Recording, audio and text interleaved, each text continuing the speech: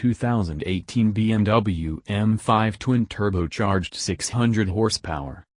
From abrasive inline-sixes, to naturally aspirated V8s and V10s, and all the way to today's twin turbocharged beasts, the BMW M5 has always shared one defining characteristic: rear-wheel drive. That's no longer the case, and purists are raising their brows. After all, big power plus rear drive equals smoky tail-out antics of the first degree. To those eyebrow-archers, we have good news.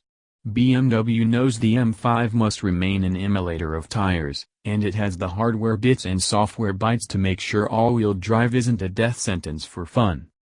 BMW's xDrive system allows all of the M5's 600 horsepower and 553 pound-feet of torque to claw enough traction to accelerate from 0-60 miles per hour in 3.2 seconds, and to 124 miles per hour in 11.1 seconds. That makes the latest M5 the quickest yet. Four-wheel drive traction has its advantages. And if your battle cry is death to all rubber, you can always switch the M5 into rear-wheel drive mode using the appropriate buttons from inside the cabin.